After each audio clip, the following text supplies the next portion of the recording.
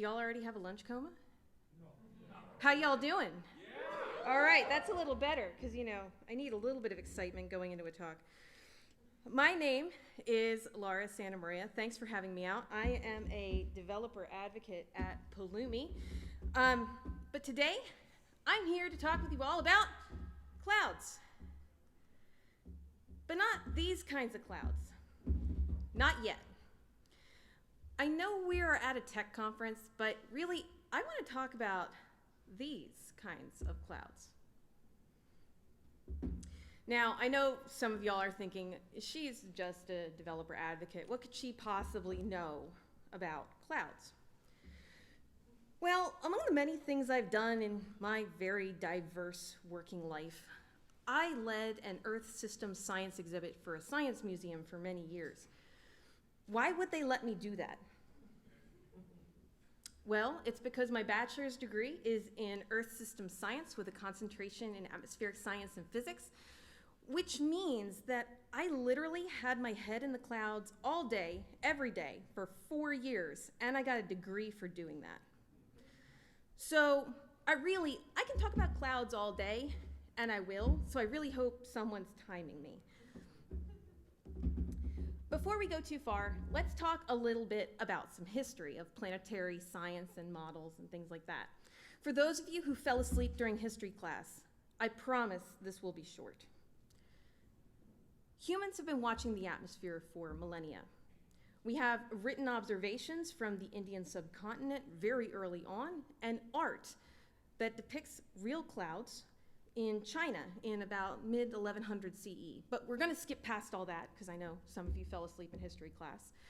And we're going to move on to the sciencey bits.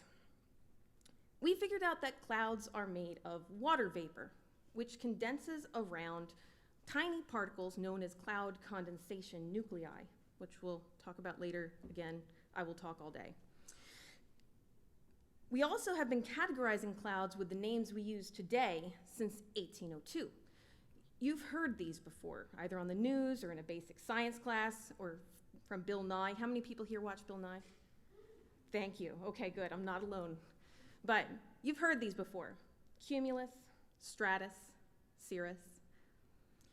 This categorization helped us start to decipher patterns as we continued to watch the clouds. We realized once we got up into the air ourselves and began to observe more, that these clouds were part of weather systems that spanned large distances and multiple timescales. And there was a vertical component to all of them as well. We quickly realized there was a lot more going on in our atmosphere than we had known. The complex, chaotic nature of clouds was worth serious study. While we continued to explore our own atmosphere, searching for patterns in the mist, we continued to explore space with telescopes and later probes. We discovered that cloud physics isn't just something we could explore here on Earth, but also on other planets, like Jupiter. Now, there's some debate as to who exactly discovered the Great Red Spot that you see here. But in 1665, Cassini described it in detail so that we started to understand what it could be, but at the time, we didn't really know that it was a cloud. Eventually, through math, physics, space exploration, getting out there and exploring our galaxy, we realized that the Great Red Spot was and still is a massive cloud system, similar to tropical systems here on Earth. That's basically clouds, embedded in more clouds. In all, planetary atmospheres are fascinating, as there aren't forcing factors from geology on most of them, except for places like Mars and Venus, or humans on any of them. We can actually make mathematical models because they're simpler. And so we can start to really understand all of these dynamics. We then can use that and those principles to begin to do more work here on Earth. So we use similar modeling that we would use for planetary atmospheres to try to understand, is it going to rain here in Seattle in the next 10 minutes? And do we need an umbrella today? That's all well and good, I know, but what does it actually have to do with cloud computing? The important piece here is that clouds are fundamentally complex, chaotic systems that are constantly changing due to internal and external factors. Does that sound kind of familiar? It should. The same description can be given to cloud-based computing systems. But let's define some of these terms to make sure we're all on the same page.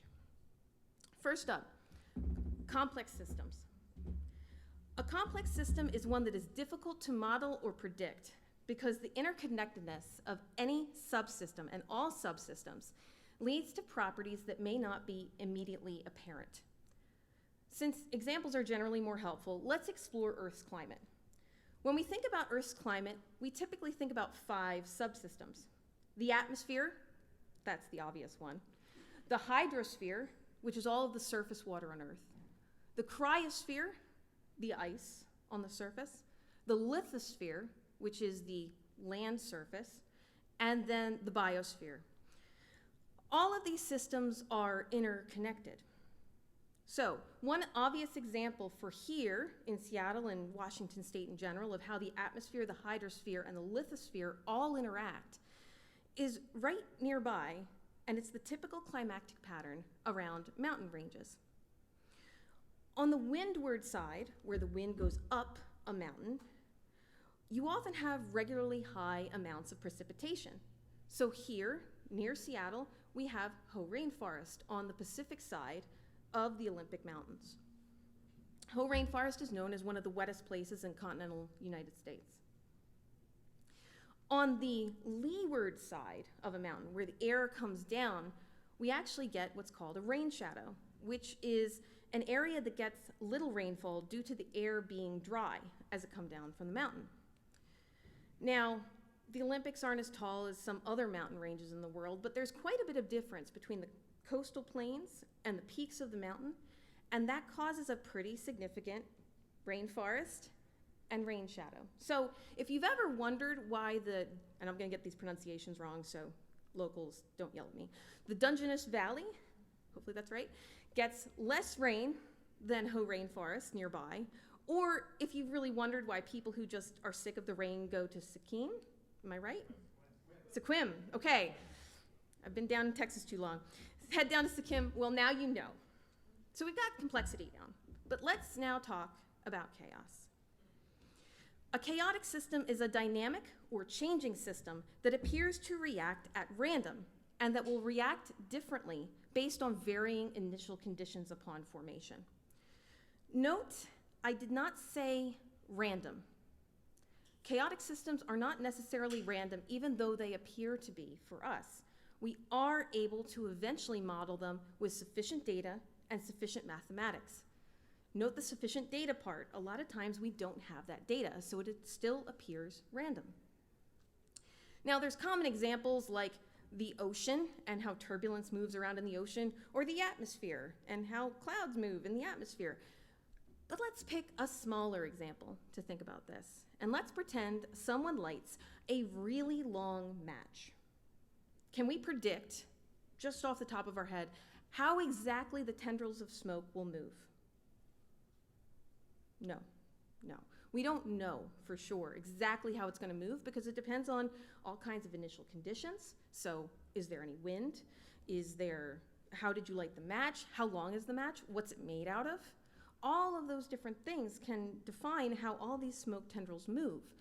But if we were to light that same match 100 times and observe and gather data, we can start to predict exactly where that smoke's going to be and how it might move depending on each initial condition. Modeling is possible. Now that we've got those defined, how can we understand that both of these terms apply to cloud-based computing systems on larger scales? Well, we should consider everything from the sheer scale of components working together to build a coherent whole, to initial conditions being unique for different deployments, to minute differences in physical hardware.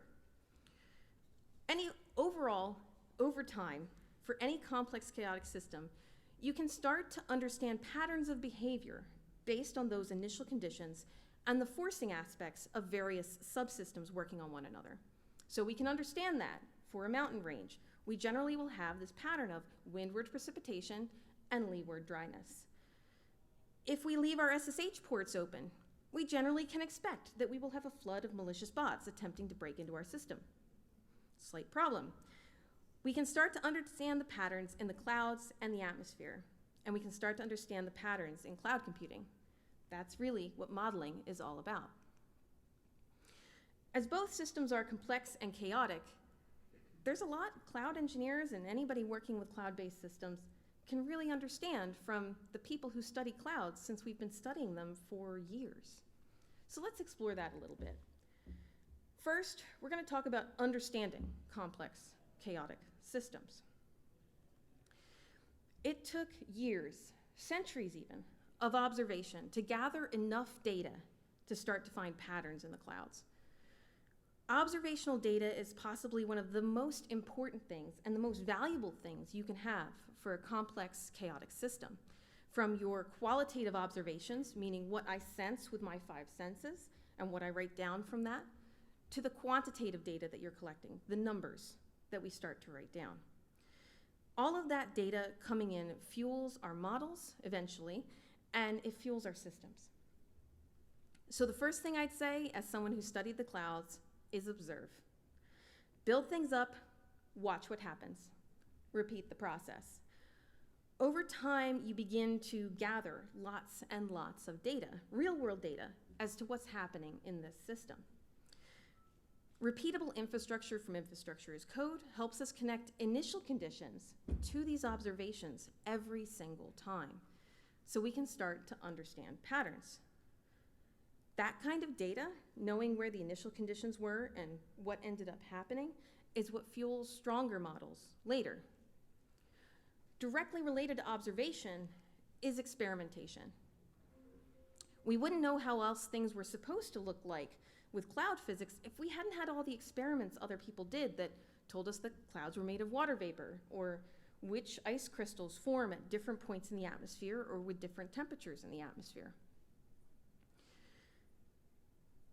Experiments enable our current day scientists to build up really good models that are getting better every day. In the case of cloud computing, the more experimentation you can do, meaning you're doing something directly in a very controlled environment, the more you can understand how something exactly is going to function. Now I have a question for y'all. How many people here, when they're building up a network, copy and paste the networking rules? You can admit it, it's okay. I'm the one raising my hand the highest here, so. Okay, from observation, I can tell you that a lot of people do that.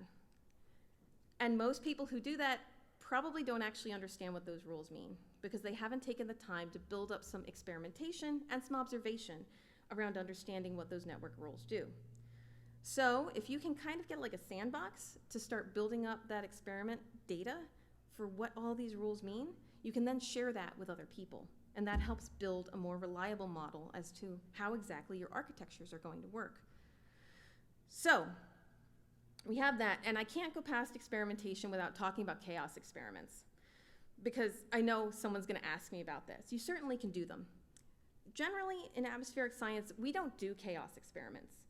We have one planet. I think everybody would really appreciate if we didn't decide to experiment on our atmosphere. Just a slight problem. Though people have done it with cloud seeding, and there's always discussions from geoengineers who want to add sun shades in the upper atmospheres. I'm not so sure it's a good idea, mostly because we don't have a way of getting back to a known good state. We don't really have a way of having a safety net.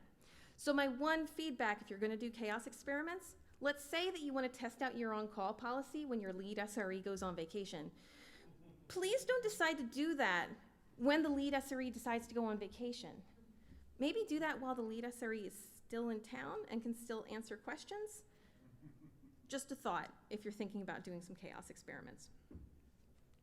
Next up, let's talk about the experience around modeling. So modeling atmospheric science. There's a saying in science, garbage in, garbage out.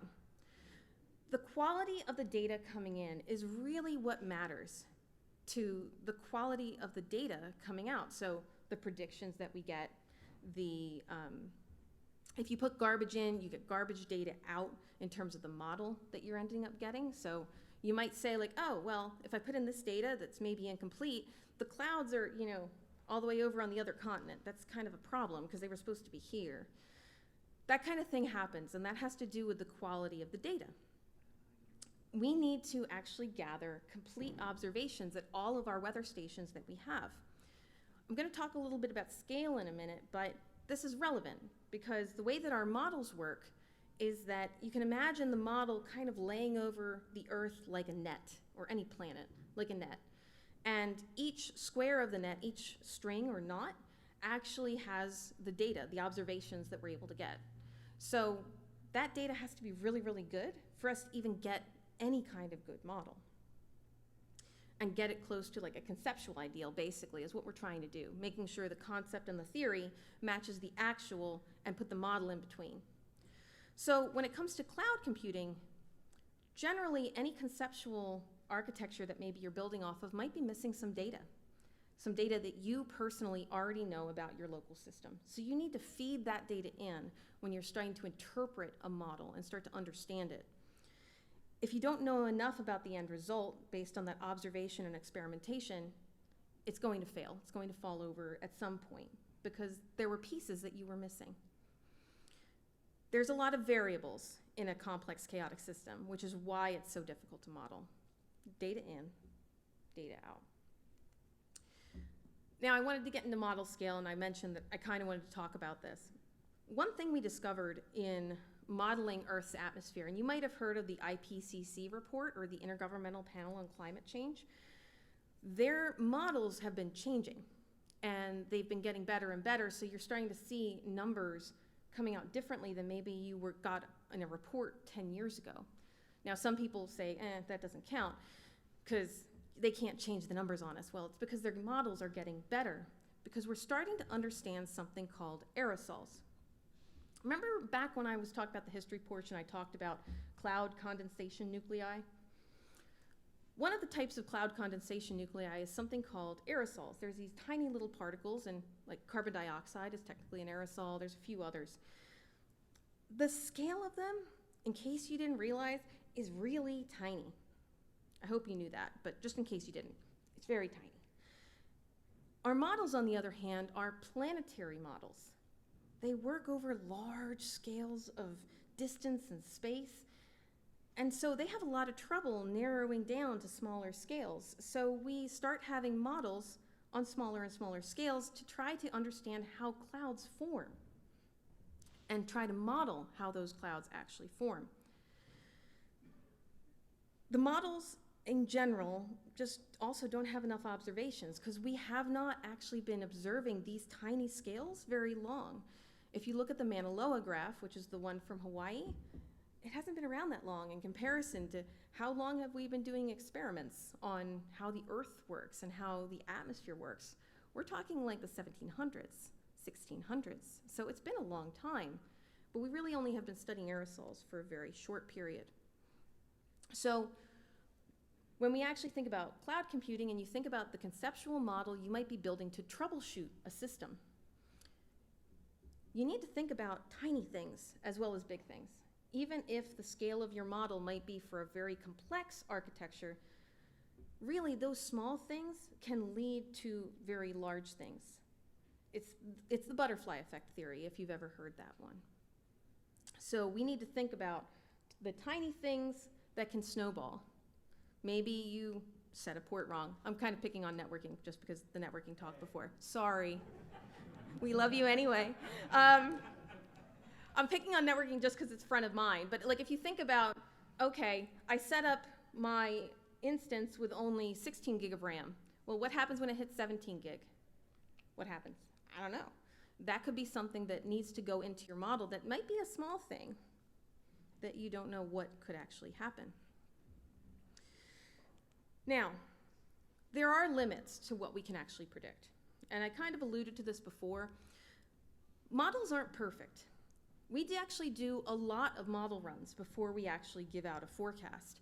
And in fact, there are multiple models. You might have heard this if you ever are a weather geek like me and happen to read every forecast discussion.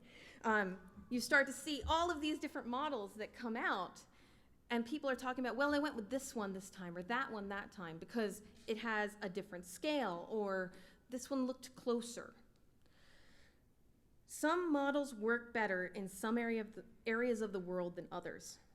And some specifically work for specific conditions, initial conditions, remember? Some of them work better for those initial conditions versus these initial conditions. So we have to compensate and run lots of models instead of just one, and continually update them with new observations. When we think about that for cloud computing, you probably want to take these repeatable bits of infrastructure, your repeatable ways to stand things up, and run it with varying conditions in a sandbox. That's the experimentation part. But if you're trying to stand up a new architecture that's new to you, go ahead and stand it up, tear it down, stand it up, tear it down, and see, these are like your model runs. These are your way of understanding how it might function under load. So typically, I recommend either having a free tier of a cloud provider or paying for some kind of a sandbox, because it's very valuable for this kind of a thing. Also, try modeling less complex things first. For us doing cloud system science and things like that, we have these other planetary models that I mentioned, where we could build up these simplified versions, and then take that, put that on Earth, and slowly layer in all of the complexity that we have.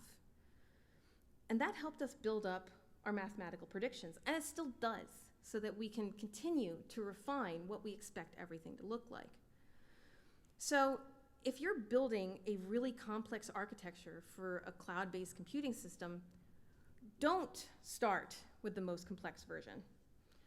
I know it's really tempting to be able to kind of show off and go like, look, I press a button, poof, everything appears. But instead, try building one smaller version, maybe just a cluster, or just the networking, or anything like that. Then just slowly start layering pieces on top until you get to the final result. You'll start to understand more that way, and actually it helps your troubleshooting down the road, because you're able to say, oh, when I did this, this is how I built this piece. That issue looks like this piece, and I had that piece as an issue on another project. You can start to build out the limitations of your model. I have just a couple final thoughts as my clicker decides to kind of go on me. The first one, coming from someone who has done this kind of work, is you're going to fail. And that's okay. That's the point of science, failing until you get it right, because you are always going to learn something. For example, people have come up with all kinds of hypotheses on how lightning forms, and they've been wrong. But we learned something. We learned that that was wrong, and that's okay, because it helps fuel the next one, the next hypothesis, because you can always do that until you get it right. When it comes to cloud engineering, if you failed to actually hook something up properly and suddenly you can't SSH into a box, or you happen to maybe open it to all of the malicious bots and they happen to take over your entire network, shh. In that case, you learned that you were wrong and the configuration doesn't work, and you will never do that again, you hope. Is that from experience? No. Maybe. Eventually, your hypothesis becomes correct. So failure does help you grow. And for the last one, I have a little story for you, because I couldn't help but put this story in. When I was in college, one of the things that we had was a forecasting competition, because we're weather nerds, like this is expected. Everyone in the atmospheric sciences department could join in. And basically what happened was we had a model that had a basic forecast that would come out every day. Then everyone who wanted to do it, put a little bit of money into a pot, and then everybody had to submit their forecast to each day just to see how you would do. And you could compare yourself to the model and just start to understand. The person who was most accurate over the course of a semester won the pot, which was pretty cool when you're a college student and broke, and it's really nice to get that little bit of extra money. We had fun with it. There was always smack talk. There was always lots of fun. But it was kind of funny. The model was nearly always last. And the people who had a lot of experience forecasting the local area were the ones who won, or were always up there.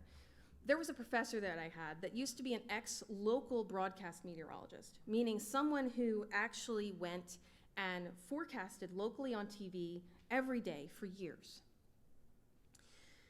And it's funny because though he wasn't always perfect, he was always up there because he knew the local area, he knew the local observations, he had that scale in his head, and he could always take the model and interpret it and start to understand what was going on. Meanwhile, we had another professor who was really into the modeling, and he wanted the data to be perfect. And so he would run the models, run the models, run the models, run the models, and he would put in his forecast.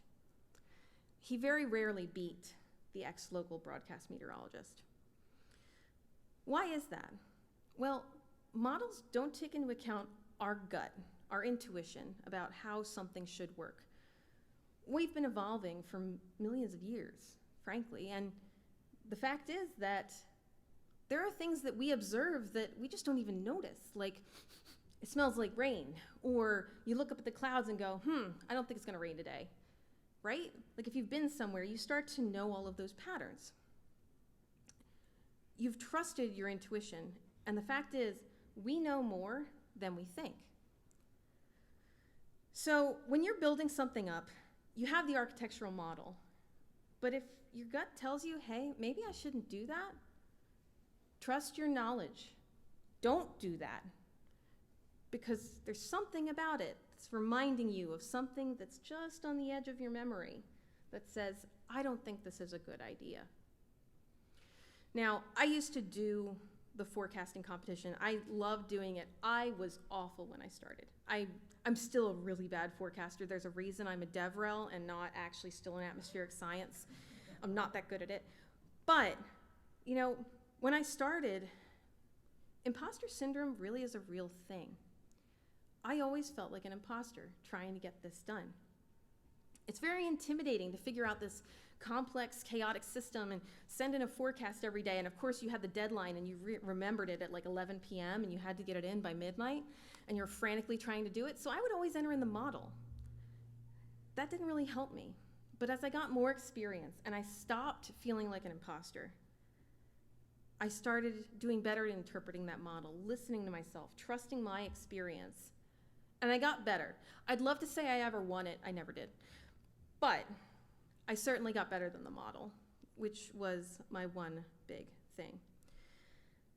As I started doing better and doing less mistakes, if you do the same, if you start to trust yourself and trust your experience, trust how you understand the cloud, the tech version, I think you are well on your way to interpreting the clouds. Thank you so much for listening. Thank you.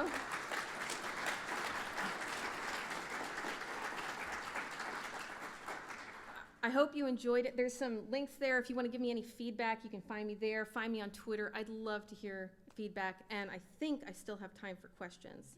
I do have time for questions. Who has questions for me? And if you don't, that's okay. If you want to heckle me, ask me stories,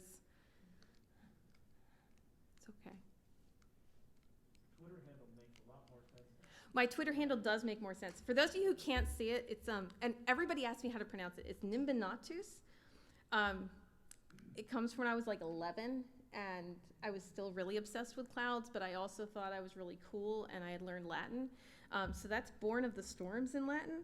But nimbus is your nimbostratus or your cumulonimbus. All of the cloud names are all Latin. So yeah, so that now, that makes it a lot more sense now, yeah. Yeah, yes, question? Do you know any companies that actually do a lot of modeling for Ooh. a couple different variables and actually run them across a couple values? So the question was, do I know any companies who do a bunch of modeling, I'm assuming across cloud computing. We're talking about cloud computing, right?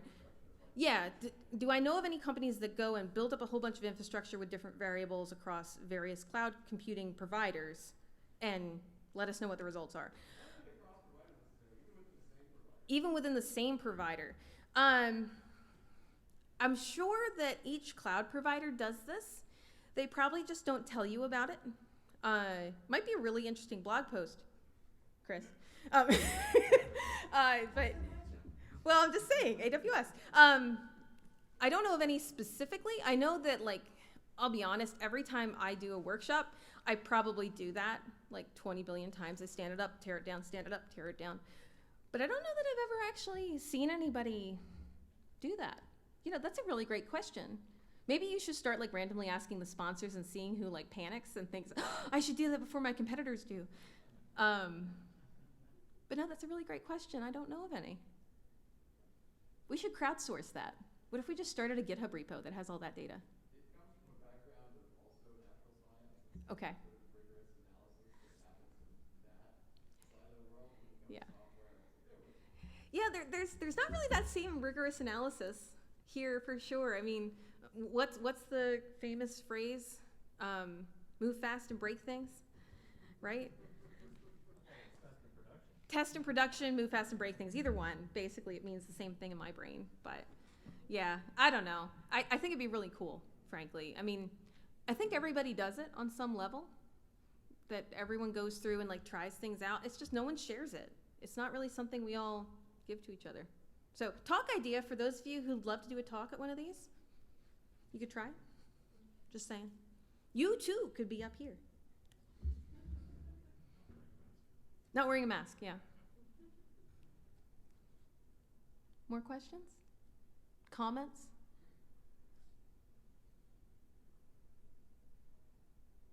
All right. I think we're good. Thank you all. There was a question where? I was just gonna ask if you had a favorite cloud. If I had a favorite cloud, oh, they're all my favorite. So, please say Nimbus. That's not a cloud though. I happen to really love cumuloform clouds, which are all of the puffy ones. But there is a kind of cloud called an incus, which if you have a cumulonimbus, so that's your thunderstorm, and your thunderstorm hits the tropopause where it gets that nice flat anvil, if there's enough energy in the thunderstorm, it actually can punch up through the troposphere and make a little bubble, and it looks kind of like a little alien spaceship on the top of the cloud. That's called an incus, and I love it. So, great question. I will happily talk to you about like every single version of cloud. Please don't let me, but I will. So if you want to come find me, I am on booth duty at some point. So you are welcome to come talk to me about clouds. Okay. Do I have ears at the booth? Yes, I do. You'll have to come talk to me about it. Yeah, you got to take your own selfie. All right. We're good? We're good. Thank you all for having me. I appreciate it.